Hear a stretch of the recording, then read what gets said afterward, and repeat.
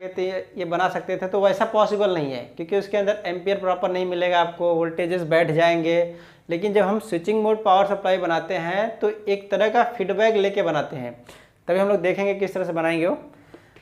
तो अब यहाँ पर जो आपका आया कितना वोल्ट, 300 वोल्ट पकड़ लेता है एक कॉमन, 300 वोल्ट जो है डीसी, क्या है 300 वोल्ट डीसी, और साथ ही साथ ग्राउंड, ठीक है, या फिर यहाँ पर नोट करते हैं GND, ग्राउंड, शॉर्ट फॉर्म क्या होता है ग्राउंड, और इसको हम बोलेंगे VCC, क्या बोलेंगे VCC, ओके।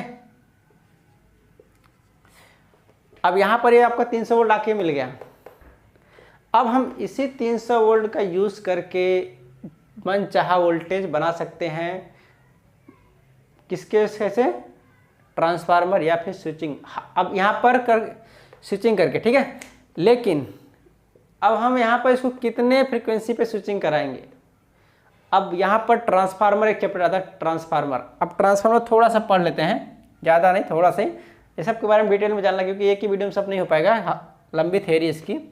सबसे पहले आप ये समझिए, जैसे कि हमारे पास जो ट्रांसफार्मर आता है, ये ट्रांसफार्मर का सिंबल है, ओके। इसके अंदर एक तरह का कोर होता है, कोर, ओके। तो हम लोग क्या करते हैं, ट्रांसफार्मर कभी भी एसी पे काम करता है, किस पे काम करता है, एसी पे, डीसी पे काम नहीं करता है, एसी पे काम करता है। हम इस साइड में एसी वोल्टेज देते हैं, और ये एक थ्योरी होती है म्यूचुअल इंडक्शन, उसके ऊपर काम करता है। अगर हम प्राइमरी साइड में स्विचिंग कराते हैं तो हमको आउटपुट सेकेंडरी साइड में मिलता है, ठीक है, लेकिन ये एसी पे काम करता है, ओके। अब ट्रांसफार्मर की साइज जितनी छोटी होती है उतनी ही हाई फ्रीक्वेंसी पे स्विचिंग करता है, जितनी ट्रांसफार्मर की साइज बड़ी हो जाएगी उतना ही कम फ्रीक्वेंसी पे स्विचिंग करेगा। अब जैसे कि हम ट्रांसफार्मर लेते हैं 12012 का, या 909 का, या 606 का, तो थोड़ा सा हम डिटेल में थोड़ा उसको भी देख लेते हैं, थोड़ा सा ही बाद में हम लोग पढ़ लेंगे, क्योंकि आपको बेसिक थोड़ा क्लियर रहेगा तो अच्छा रहेगा। तो जैसे कि हमारा जो ट्रांसफार्मर आता है, ये हो गया इसका प्राइमरी साइड, कौन सा हो गया, प्राइमरी साइड, ओके। और यहां पर हो गया हमारा ये secondary side, okay. Primary side हो गया ये मेरा हो गया सेकेंडरी साइड। अब जब हम प्राइमरी साइड 12 लेते हैं तो ऐसे 3 होता है, ठीक है, 12 वोल्ट, 0 वोल्ट और 12 वोल्ट, ऐसे इस तरह से लेते हैं, ओके। तो 12 0 12 इस तरह से मैं आपको डिफाइन कर दिया। अब यहाँ पर हम लोग 230 वोल्ट देते हैं और 50 हर्ट्ज की फ्रीक्वेंसी के साथ में 50। तो ये ट्रांसफार्मर क्या करेगा, वोल्टेज को घटा बढ़ा के दे सकता है, एम्पियर को भी घटा बढ़ा के दे सकता है, लेकिन इसकी जो आउटपुट फ्रीक्वेंसी रहेगी वो हमेशा सेम रहेगी, फ्रीक्वेंसी पे कोई चेंजेस नहीं होता। तो जैसे हम बोलते हैं, जब ट्रांसफार्मर ले जाते हैं हम बोलते हैं ना 3 एम्पियर का दे दो, 1.5 एम्पियर का दे दो, 5 एम्पियर का दे दो, इस तरह से ट्रांसफार्मर लेते हैं हम लोग।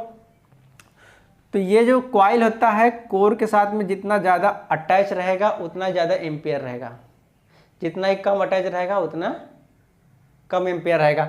अब बात आती है कि जैसे ये कॉइल सेकेंडरी वाली कॉइल, ओके। अब बात आता है कि इसका जो स्विचिंग फ्रीक्वेंसी है कितना है, वो 50 हर्ट्ज, ओके।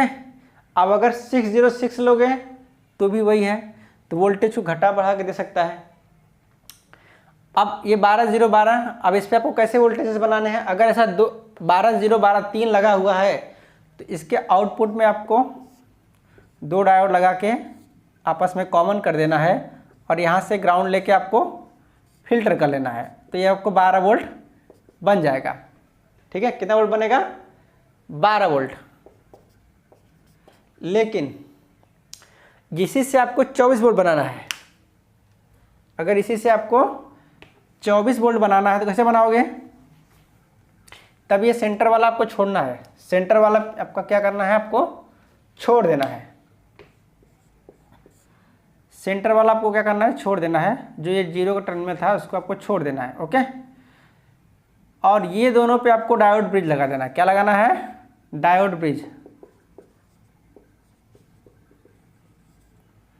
और आपको यहाँ पर जो वोल्टेज मिलेगा 24 वोल्ट मिलेगा।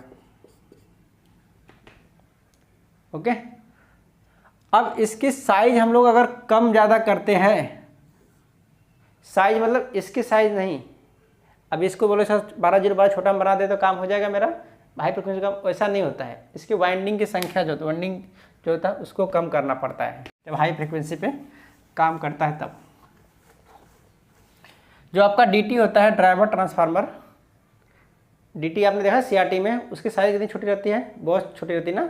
और वो कितने पे काम करता है, कितनी फ्रिक्वेंसी रहती है उसकी, 15,625 हर्ट्ज, 15,625। ओके, इतनी हर्ट्ज की फ्रीक्वेंसी रहती है, ये ध्यान रखिए। ओके, तो 625 से 775 तक हो जाता है, वो डिपेंड करता है आप कितना हॉरिजॉन्टल का विड्थ रखे हो। फ्रीक्वेंसी बढ़ाओगे तो विड्थ भी आपका बढ़ेगा। तो इस तरह से होता है, लेकिन उसकी साइज कितनी होती है, बहुत ही छोटी होती है। वैसे ही जो आपका एसएमपीएस का ट्रांसफार्मर होता है उसकी साइज भी छोटा होता है एज़ कम्पेयर टू हमारा जो नॉर्मल ट्रांसफार्मर आता है उससे। लेकिन अब इसमें 2 टाइप का आता है। 2 टाइप का किस तरह से आता है, एक आता है step up, step up. Step up में क्या होता है, जो प्राइमरी की वाइंडिंग है उससे ज़्यादा वाइंडिंग किसकी होगी, सेकेंडरी की।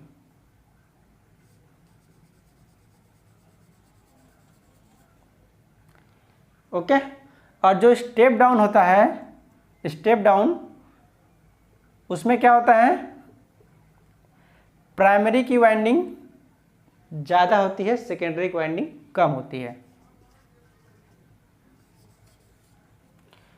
ओके, तो स्टेप अप और स्टेप डाउन 2 ट्रांसफार्मर होता है, और साइज कम, फ्रीक्वेंसी ऑपरेटिंग ज़्यादा। साइज बढ़ जाएगा तो फ्रीक्वेंसी का ऑपरेटिंग जो होता है वो कम हो जाता है। ओके, तो बस आज का वीडियो यहीं तक रखता हूँ। उसके बाद में हम लोग नेक्स्ट टॉपिक पढ़ेंगे, उसके बाद आगे पढ़ेंगे हम लोग जब स्विचिंग कैसे कराते हैं। अब जो 300 वोल्ट बन के एक ट्रांसफार्मर में जाता है उसको एक मॉसफेट के जरिए स्विचिंग कराते हैं, वो किस तरह से कराते हैं, साथ ही साथ देखेंगे हम लोग PWM क्या होता है, PWM, पल्स विथ मॉड्यूलेशन। इसका मतलब क्या होता है, ये किस तरह से काम करता है, इसके विड्थ एक तरह का पल्स है, इसको हम देखेंगे आगे के वीडियो में। हम लोग देखेंगे पल्स विथ मॉड्यूलेशन क्या होता है, किस तरह से काम करता है। साथ ही हम देखेंगे कि मॉड्यूलेशन क्या होता है, जो मॉड्यूलेशन होता है वो किस तरह से काम करता है। ठीक है, ये चीज़ हम क्या करेंगे नेक्स्ट वीडियो में देखने वाले हैं। ओके, आज के लिए इतना बस। Thank you for watching my video. ऐसी वीडियो 21 मिनट